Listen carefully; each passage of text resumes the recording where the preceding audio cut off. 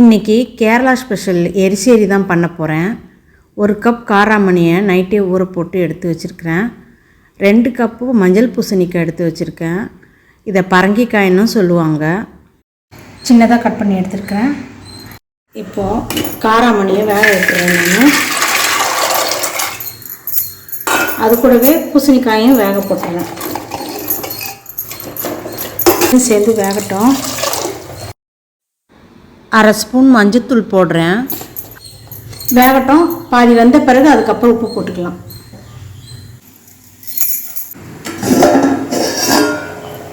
கொஞ்சம் உப்பு போட்டுக்கிறேன்.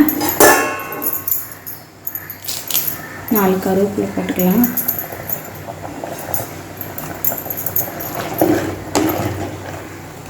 இன்னும் கொஞ்சம் வேகட்டும்.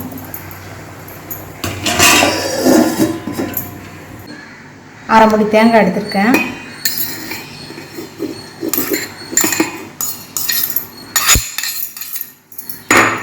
நாலு பல்லு பூண்டு, 4 சின்ன வெங்காயம், 2 பச்சை மிளகா, 1/2 ஸ்பூன் சீரகம்.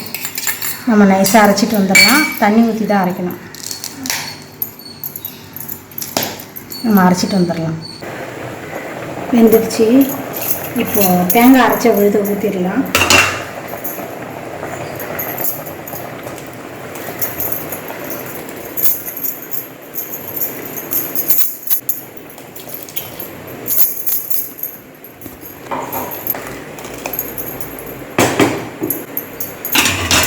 அஞ்சு நிமிஷம் கொதிக்கிட்டோம்.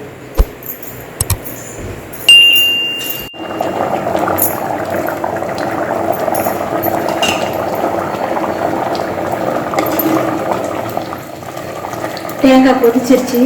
இப்போ நம்ம தாளித்து கொட்டிடலாம்.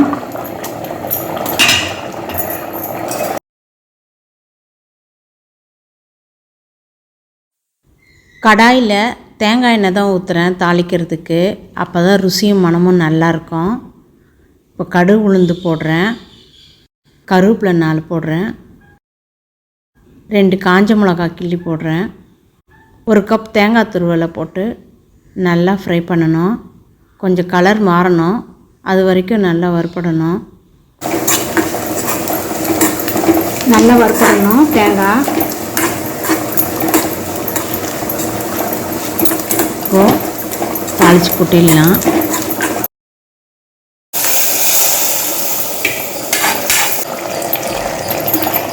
Kerala special எரிசேரி ready. இப்போ ஸ்டவ் ஆஃப் பண்ணிடலாம். நீங்கள் இதை சாதத்தில் போட்டு பிசைஞ்சு சாப்பிட்டுக்கலாம். தொட்டுக்கிட்டும் சாப்பிட்டுக்கலாம். சாப்பாட்டுக்கு சைடு டிஷ்ஷாகவும் தொட்டுக்கலாம். Kerala special எரிசேரி ready. நீங்களே செஞ்சு பார்த்துட்டு உங்களுடைய கருத்துக்களை சொல்லுங்கள். ஆரோக்கியமான உணவு, ஆனந்தமான வாழ்வு.